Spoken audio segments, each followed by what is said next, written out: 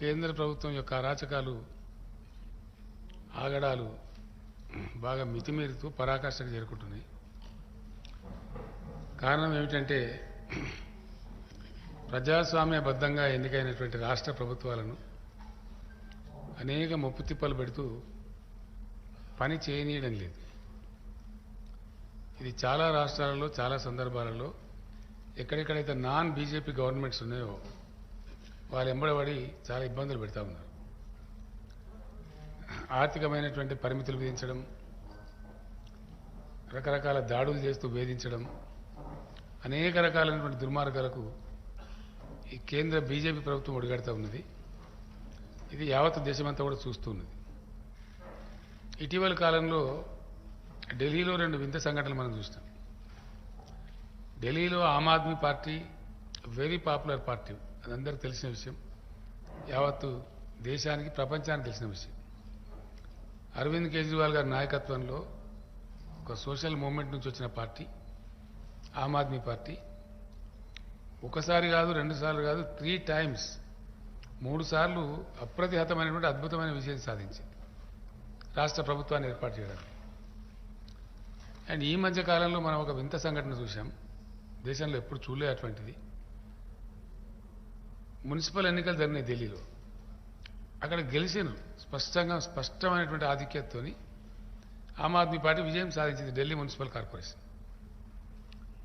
దాన్ని ఎన్నో కుయుక్తులు చేసి, ఒకటి ఉన్నదాన్ని విభజించి 3 చేసి, ఏదేదో మాయామచ్చింద్ర చేసినా బీజేపీని ప్రజలు తిరస్కరించారు, ఆమ్ ఆద్మీ పార్టీని గెలిపించారు. గెలిపించినటువంటి మేయర్ను ప్రమాణ స్వీకారం చేయడానికి ఇన్ని ముప్పు తిప్పలు పెట్టడం మనం చూసినాం. చివరికి సుప్రీంకోర్టుకు పోయి ఆర్డర్ తీసుకోవాల్సినటువంటి పరిస్థితి. సుప్రీంకోర్టు ఆర్డర్ ఇస్తే తప్ప ఢిల్లీ మేయర్ గెలిచిన తర్వాత కూడా కానియరు. అట్లాంటి ఒక అరాచకమైనటువంటి పద్ధతి. అదే పద్ధతిలో 3 సార్లు చాలా పాపులర్ ఓటు, తక్కువ ఓటుతో గెలవలే అరవింద్ కేజ్రీవాల్ గారు. 3 సార్లు కూడా అద్భుతమైనటువంటి 2 జాతీయ పార్టీలను మట్టి గరిపించి బ్రహ్మాండమైన మేయాటితోని గెలిచినారు. ఒక particular election, myself and Mr. Keshwarao garu, we were there in Delhi when the assembly election was going on. I requested KCR garu to go out. He went and made a round and came back. Arvind Kejriwal is hands down winning, sir. This was the statement given to me on that day. అనుకున్న ప్రకారంగానే చాలా పెద్ద మెజార్టీతో, with large majority, Aam Aadmi Party has formed the government 3 times, not once. అక్కడ ఒక ఎల్జీని తెచ్చి lieutenant గవర్నర్ను గెలిచిన ప్రజాస్వామ్య ప్రభుత్వం నెత్తిన పెట్టి వాళ్ళకు ఊపిరాడకుండా చేసి, పనిచేయకుండా చేసి అనేకమైన దుర్మార్గ చర్యలకు పాల్పడుతున్నారు. చివరికి గతి లేక సుప్రీంకోర్టును ఆశ్రయించింది ఢిల్లీ గవర్నమెంటు, కేజ్రీవాల్ గారి నాయకత్వంలో గవర్నమెంటు. సుప్రీంకోర్టును ఆశ్రయిస్తే సుప్రీంకోర్టు లార్జర్ బెంచ్, చిన్న బెంచ్ కూడా కాదు, 5 మెంబర్ జడ్జి ఉన్నటువంటి చీఫ్ జస్టిస్తో కూడుకున్న బెంచ్ స్పష్టమైన ఆదేశం ఇచ్చింది. చాలా స్పష్టంగా, కుండ బద్దలు కొట్టినట్టుగా, రాష్ట్ర ప్రభుత్వం ప్రజల చేత ఎన్నుకోబడిన ప్రభుత్వ కిందనే అధికారులందరూ పనిచేయాలి. వాళ్ళ ట్రాన్స్ఫర్స్ కానీ, మంచి కానీ, చెడ్డ కానీ, వాళ్ళ నియంత్రణ కానీ ఖచ్చితంగా రాష్ట్ర ప్రభుత్వం చేతుల్లోనే ఉండాలి, not in the hands of governor అని చాలా స్పష్టంగా ఆదేశం ఇచ్చింది.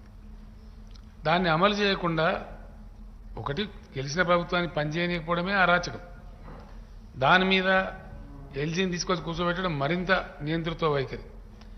చివరికి సుప్రీంకోర్టు జడ్జిమెంట్ ఇస్తే ఆ సుప్రీంకోర్టును జడ్జిమెంట్ను కూడా కాలరాసే విధంగా చాలా భయంకరంగా ఒక ఆర్డినెన్స్ తెచ్చినారు. అది మరీ దుర్మార్గం. అంటే చివరికి సుప్రీంకోర్టు జడ్జిమెంట్కి కూడా అతిగతి లేకపోతే అంటే ఎమర్జెన్సీ రోజులు గుర్తుకొస్తున్నాయి. ఏ ఎమర్జెన్సీకి వ్యతిరేకంగా నరేంద్ర మోడీ గారు, బీజేపీ నాయకులు గొంతు చించుకొని మాట్లాడతారో ఎగ్జాక్ట్ ఇదే జరిగింది కదా ఎమర్జెన్సీకి ముందు. అలహాబాద్ హైకోర్టు జడ్జిమెంట్ తర్వాత ఆ జడ్జిమెంట్ను నలిఫై చేస్తూ రాజ్యాంగ సవరణ చేసినారు. సేమ్ ఇదే మోడల్, ఇదే మోడల్లో అప్పుడు చేసినారు. ఆ రోజు దేశం, నేను అప్పటి నుంచి ఇప్పటిదాకా చెప్తా ఉన్నాను, ఆనాడు జయప్రకాష్ నారాయణ గారి నాయకత్వంలో మహా పవర్ఫుల్గా ఉన్నటువంటి ఇందిరాగాంధీ అనుకున్నటువంటి ఇందిరాగాంధీ గారిని ఇట్లా గిల్లి పాడేసింది దేశం, ఒక లోక్ నాయక్ జయప్రకాష్ నారాయణ యొక్క పిలుపు అందుకొని. అట్లాంటి ఉదాహరణలు ఎన్నో ఉన్నాయి. మళ్ళీ ఎవరైతే గెలిపించినారో ఇందిరాగాంధీ గారి ప్లేస్లో జనతా పార్టీని, వాళ్ళు తప్పులు చేస్తే మళ్ళీ వాళ్ళని గెలిపేసి మళ్ళీ ఇందిరాగాంధీ గారిని గెలిపించినారు. So India reacts as and when there is something wrong, something grossly wrong, the country reacts. ఇప్పటికైనా మేము విజ్ఞప్తి చేస్తున్నాం, ప్రౌఢశానికి పోకుండా మీరు కూడా ఇందిరాగాంధీ అవలంబించిన ఎమర్జెన్సీ దారిలోనే ఉన్నారు. ఇప్పుడు డెఫినెట్గా మీకు వాళ్ళకి ఏం తేడా ఉందండి? ఎమర్జెన్సీ మీరు ఎట్లా నిందిస్తారు? ఇప్పుడు ఎమర్జెన్సీ ముందు కూడా సేమ్ ఇట్లాంటి సిచ్యువేషన్ ఉండే. అట్లాంటప్పుడు మీకు ఆ నైతిక హక్కు లేదు. మీరు we demand the prime minister to withdraw the ordinance yourself, or else we will all support Shri Arvind Kejriwal ji, will stand by him. ఆ ఆర్డినెన్స్ను ఓడించడానికి ఖచ్చితంగా లోక్సభలో రాజ్యసభలో మాకున్న శక్తి అంతా ప్రయోగించి ఆర్డినెన్స్ను ఫెయిల్ చేస్తాం, పాస్ కాకుండా చేస్తాం. కాబట్టి ఇప్పటికైనా కేంద్ర ప్రభుత్వం కళ్ళు తెరిచి you withdraw the ordinance yourself, unnecessary don't make an issue, let the government leave, let the government work. కొన్ని మంచి పనులు జరిగినాయి ఢిల్లీలో. నేను వెళ్ళినప్పుడు కూడా కేజ్రీవాల్ గారు స్వయంగా నన్ను తీసుకెళ్లి చూపెట్టినారు. అక్కడ మొహల్లా క్లినిక్స్ కానీ, స్కూల్స్ కానీ, అక్కడ డ్రింకింగ్ వాటర్ సిస్టమ్ కానీ, అదేవిధంగా చాలా చక్కగా ఎలక్ట్రిసిటీ రంగంలో కొంత రాయితీలు ఇవ్వడం కానీ, పేదల గురించి నిరుపేదల గురించి అనేక మంచి కార్యక్రమాలు జరిగినాయి. మంచి మంచి పనులు జరుగుతూ ఉన్నాయి. అందుకే పాపులర్ గవర్నమెంట్ కాబట్టి ప్రజలు not once thrice the government was elected. అట్లాంటి పాపులర్ గవర్నమెంట్ని చేయడం మంచిది కాదు. బేసిక్గా ఒక మాటలో చెప్పానంటే, Modi government today has insulted the people of the state of Delhi. I can say without iota of doubt, it is insult to the state, the Delhi state people. It is the public mandate. The government has not been nominated by anybody. Government has been mandated by the people of Delhi state. ఇది వ్యక్తులకు అరవింద్ కేజ్రీవాల్ గారు కాదు, insult to the people of Delhi. వాళ్ళు కూడా రేపు బుద్ధి చెప్తారు ఖచ్చితంగా ప్రభుత్వానికి. वो भी सबक सिखाएंगे. तो इसलिए हम लोग अनुरोध करते हैं, मोदी जी आप ऑर्डिनेंस विथड्रा कीजिए, ये अच्छा नहीं है. आप इमरजेंसी की बात ही फिर दोहरा रहे हो, वही बात ला रहे हो. देश में इमरजेंसी आने से पहले भी ऐसी स्थितियां थे. जब इलाहाबाद हाईकोर्ट ने एक जजमेंट दिया, उसके खिलाफ में ऐसे ही ऑर्डिनेंस जैसा कॉन्स्टिट्यूशन अमेंडमेंट करके गड़बड़ किए थे. उसके बाद प्लस फॉलोड बाय इमरजेंसी. आप भी उसी रास्ते में हो. भाजपा के नेता हमेशा गला पाड़ पाड़ के बोलते हैं कि भाई इमरजेंसी के काले दिन, इमरजेंसी के काले. आप कौन से अच्छे दिन है? ये क्या अच्छे दिन है? इमरजेंसी के काले दिन से भी बुरा है. It's worse than emergency. You are not allowing the peoples elected, very popularly elected Delhi government to function. Even you are not able to honor the Supreme Court judgment. Then what else? Not honoring the Supreme Court larger bench judgment means going towards your journeys towards emergency only, which the country will refute.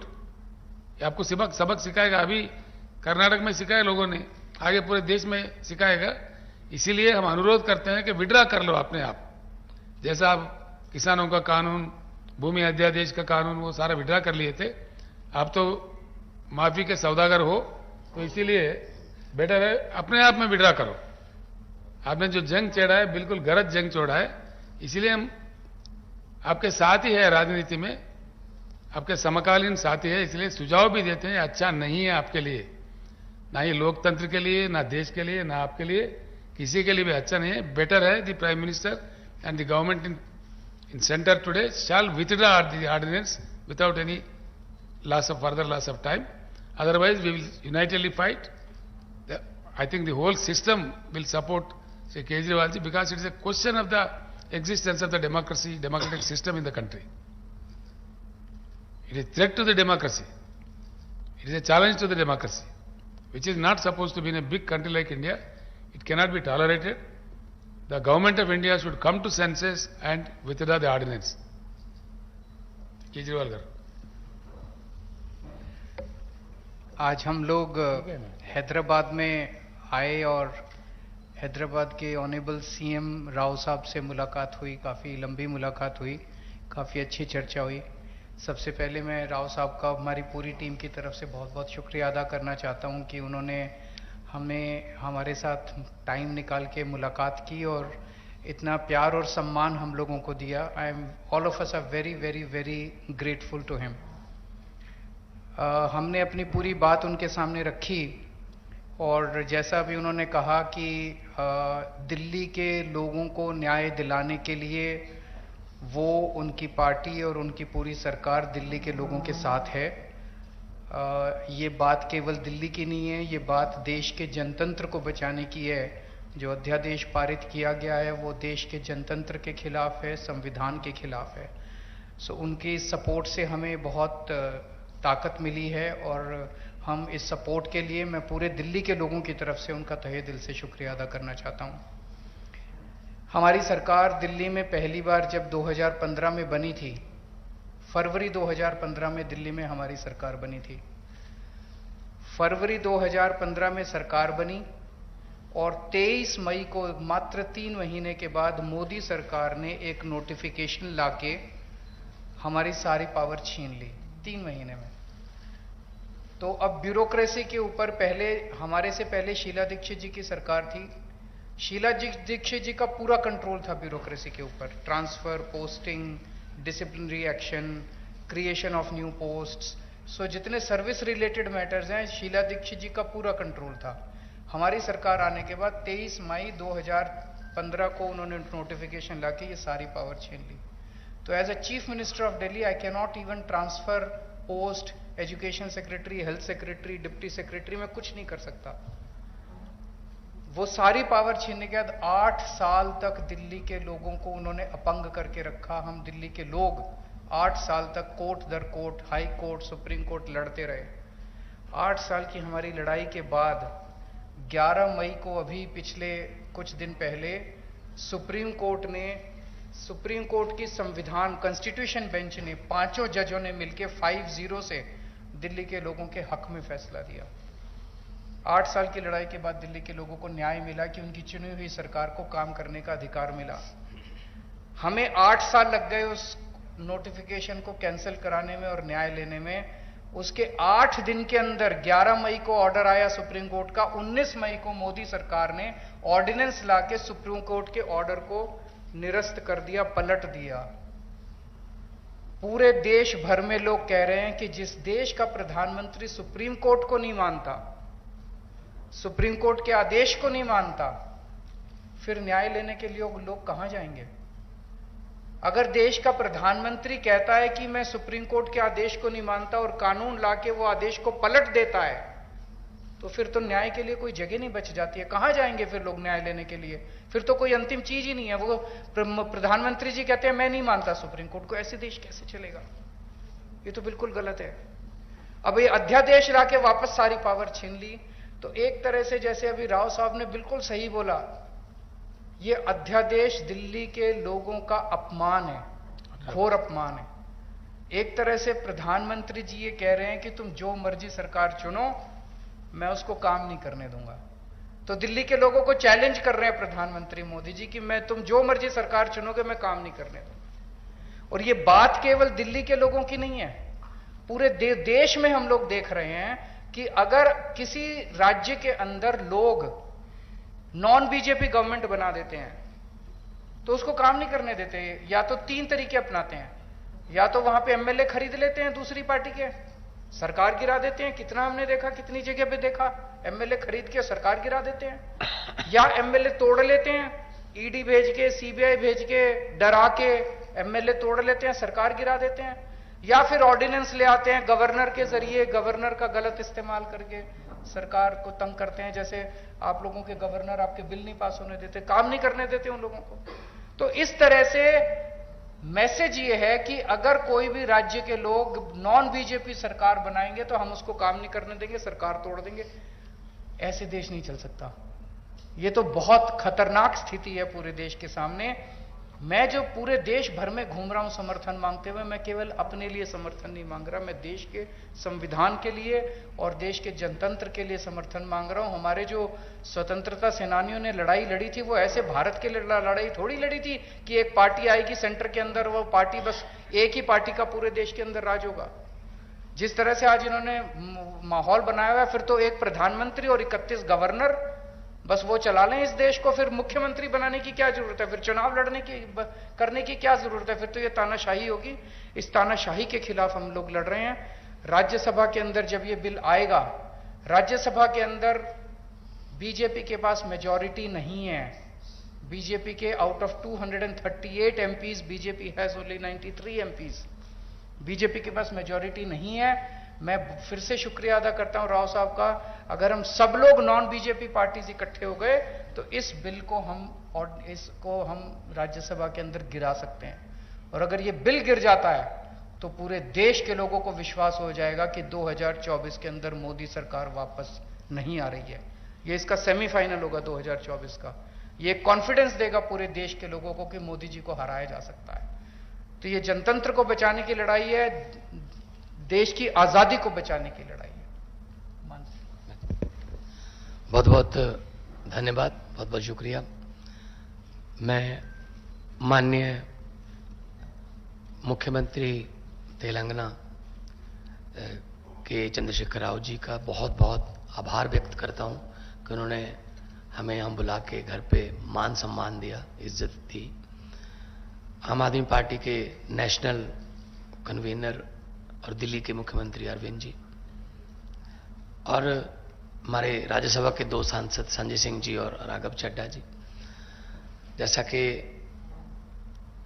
Rao साहब ने, अरविंद केजरीवाल साहब ने बता ही दिया कि देश के लोकतंत्र को बचाने की लड़ाई हम लड़ रहे हैं। एलजी जो है वो सिलेक्टेड है और दिल्ली की गवर्नमेंट इलेक्टेड है। तो डेमोक्रेसी में इलेक्टेड जो लोग हैं वो फैसले लेते हैं, ना कि सिलेक्टेड। तो दिल्ली का तो पहले से ही ये कर रहे हैं, पूर्ण राज्य का दर्जा नहीं है, लेकिन फुल स्टेट्स को भी तंग किया जा रहा है। हमने पंजाब में 92 सीट्स जीती आउट ऑफ 117। इतना बड़ा मैंडेट है। हमें बजट सेशन बुलाना था मार्च में, हमें गवर्नर ने मना कर दिया, मैं परमिशन नहीं दूंगा बजट सेशन की। तो हम कहां जाएं? तो बजट सेशन के बिना मतलब स्टेट कैसे चलेगी? तो हम सुप्रीम कोर्ट गए। सुप्रीम कोर्ट से चीफ जस्टिस साहब ने ऑर्डर दिया कि जी बजट सेशन होने दो। और उसके बाद एक और जो बात हुई कि जी जो काउंसिल ऑफ मिनिस्टर द्वारा लिखा जाता है प्राप्तियां गवर्नमेंट की कि हमने ये किया, वो कहता उसमें मैं माई गवर्नमेंट नहीं कहूंगा। हमने कहा जी आप ही तो सम्मान कर रहे हो विधानसभा, आप माई गवर्नमेंट नहीं कहोगे तो क्या कहोगे? कहते मैं दिस गवर्नमेंट कहूंगा। फिर सुप्रीम कोर्ट जाना पड़ा कि जी माई गवर्नमेंट तो बोलना पड़ेगा इनको। तब जाके उन्होंने, सुप्रीम कोर्ट ने कहा कि you have to read it word by word, you can not change. जैसे तमिलनाडु में कर लिया था, स्टालिन जी के पास जो उन्होंने लिख के दिया था वो और था, गवर्नर कुछ और बोल रहा था। तो मतलब ये हैरानी की हद ये है कि जो राज्य भवन है स्टेटों में वो बीजेपी के ऑफिस बन गए और राज्यपाल जो है वो स्टार कपेलर बन गए बीजेपी के। तो इस गवर्नरी सिस्टम को उन्होंने मिसयूज किया है, हर जगह पे करते हैं। आपके बिल रोक रखे हैं स्टेट के, हमारे बिल रोक रखे हैं। वहां पे स्टालिन साहब का चिट्ठी आई थी हमें कि हमें सपोर्ट करो, हमारे बिल रोक रखे हैं। केरला में तंग कर रहे हैं, ममता दीदी उनको तंग कर रहे हैं। मतलब इन्होंने मन बना रखा है, जैसा कि अरविंद जी ने कहा, अगर इलेक्शन से नहीं जीते तो बाई इलेक्शन से जीत जाते हैं, कि मतलब बंदे तोड़ो और बाई इलेक्शन करा लो और कर लो। तो ये बहुत फेडरल स्ट्रक्चर के लिए बहुत घातक है और देश बचाने की लड़ाई लड़ रहे हैं। हमारे हजारों जो स्वतंत्रता सेनानी थे उन्होंने अपना खून दिया, खून का कतरा कतरा देके हमें देश दिया, हमें आजादी लेके दी। लेकिन ऐसी आजादी के लिए आज उनकी आत्मा तड़पती होगी कि ऐसी आजादी के लिए तो नहीं हमने कुर्बानी दी थी जो जिस तरीके से देश को जी चला रहे हैं।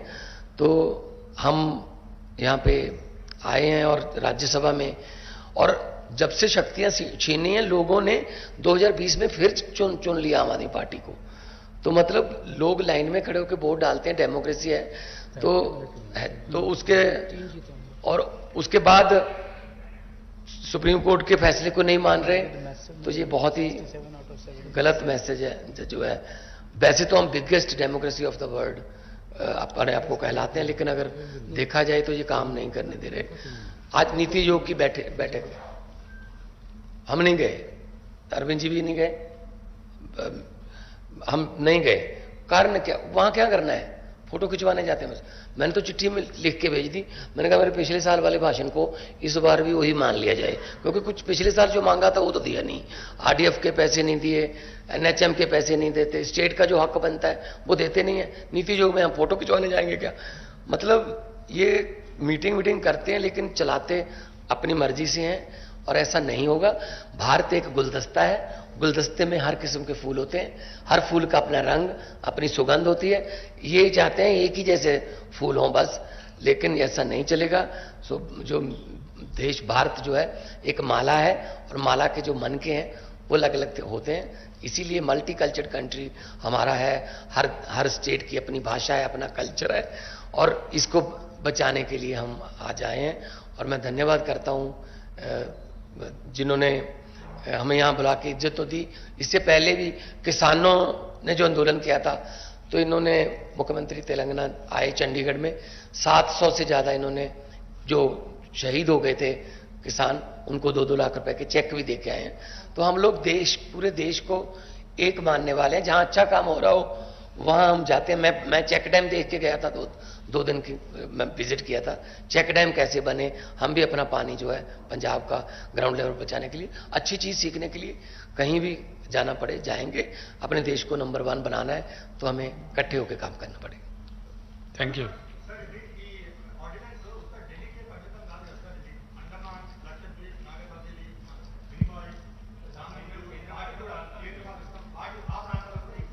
ఇది కాదు, అట్లా కాదు కదా. ఢిల్లీలో ఎలక్టెడ్ గవర్నమెంట్ ఉంది, అండమాన్కు ఢిల్లీకి చాలా డిఫరెన్స్ ఉంది. That you should know. Those central territories are clearly under the rule of LGs, direct control of government of India.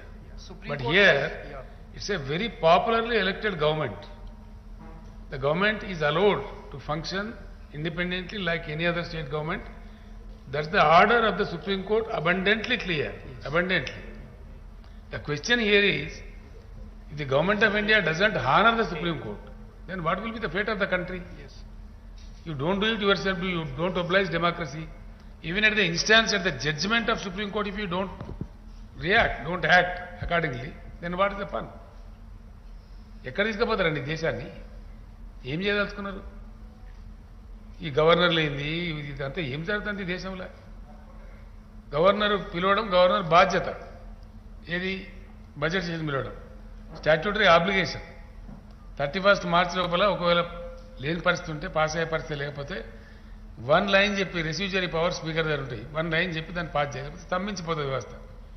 అట్లాంటి వాడి కోసం పెట్టినటువంటి ఒక అలంకారప్రాయమైన గవర్నర్ పోస్టులను నేను బడ్జెట్ నేను పెట్టనియా, బడ్జెట్ పాస్ కానియా అని ఒక పంజాబ్ గవర్నర్ ముఖ్యమంత్రి గారు మీ ముందే చెప్పారు కదా. సుప్రీంకోర్టుకు పోయి బడ్జెట్ ప్రవేశపెట్టి ఆర్డర్లు ఇచ్చే దిక్కుమాలిన గవర్నమెంట్ ఎప్పుడైనా చూసినామండి ఇండియాలో? ఇంత దౌర్భాగ్య పరిస్థితి ఉంటుందా?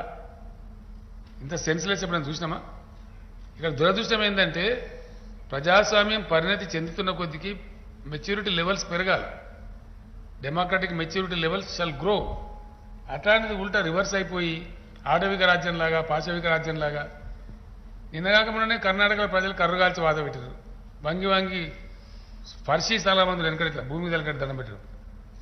ఆ వంగి కోద్దండాలు పెట్టినా కూడా తీసి చంపి పడేసారు అక్కడ. దాన్ని చూసినా కనీసం బుద్ధి రావాలి. ఈ పద్ధతి కాదు, మేము చేస్తున్న పని కరెక్ట్ కాదు. ఒక పక్క ప్రజలు తిరస్కరిస్తున్నది. అలా కానే లేదు, వచ్చి ఢిల్లీలో ఆర్డినెన్స్ ఇష్యూ చేశారు. ఇది సుప్రీంకోర్టు జడ్జిమెంట్కి వ్యతిరేకంగా. That is what we are condemning. మీకు గౌరవం లేదు, దాని మీద కోర్టు పోయినరు, కోర్టు జడ్జిమెంట్ ఇచ్చింది, కనీసం అది కూడా హానర్ చేయరా? ఇది అన్నిటికీ కాదు ఇచ్చింది. జడ్జిమెంట్ వచ్చింది అన్నిటి మీద కాదు మిస్టర్ రాహుల్. జడ్జిమెంట్ వచ్చింది ఢిల్లీ గవర్నమెంట్ మీద. కోర్టుకు వెళ్ళింది కూడా ఢిల్లీ గవర్నమెంట్.